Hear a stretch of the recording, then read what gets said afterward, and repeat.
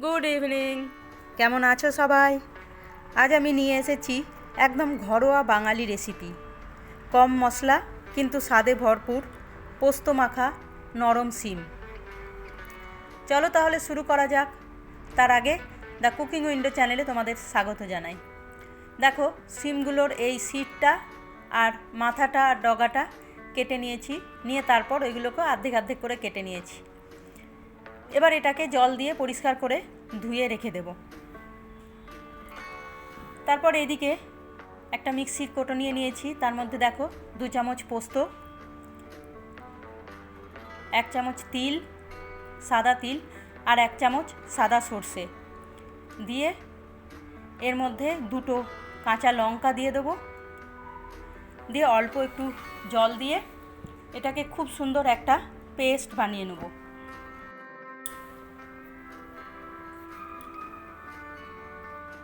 এই যে দেখো, খুব সুন্দর একটা মসৃণ পেস্ট বানিয়ে নিয়েছি।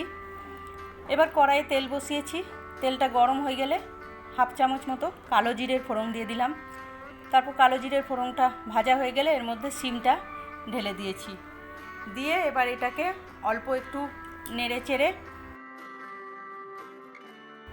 এর মধ্যে আমি এখন পরিমাণ মতো লবণ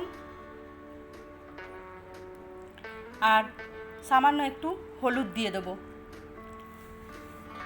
দিয়ে লবণ আর হলুদটা মাখিয়ে নিয়ে এটাকে ঢাকা চাপা দিয়ে রেখে দেব বেশ কিছুক্ষণ সেদ্ধ হওয়ার জন্য। আর গ্যাসটা এখন একদম সিম করে দেবো। গ্যাসটা সিমে রেখে এই সিমটাকে আমি সেদ্ধ করে নেব। সিম থেকে যে জল বেরোবে সেই জলেই এটা সেদ্ধ হয়ে যাবে। মিনিট 2 পরে আমি একবার চেক করব। এখন চেক করে দেখলাম এটা কিন্তু সেদ্ধ হয়নি মনে হচ্ছে, সেই জন্য আবার আমি ঢেকে রেখে দিলাম।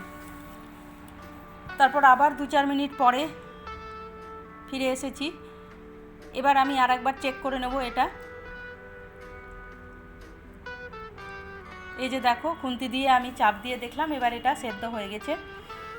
এবার এটাকে আমি মাঝারি আঁচে অনেকক্ষণ ধরে খুব ভালো করে ভেজে নেব।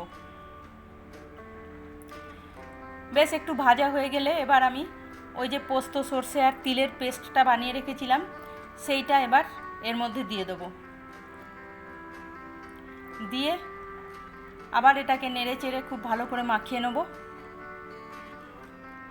আর মিক্সির যে কোটোটাতে আমি বেটেছিলাম সেইটাতে অনেকটাই লেগে আছে, সেই জন্য এটাকে আমি ধুয়ে আরও একটু জল দিয়ে দিলাম।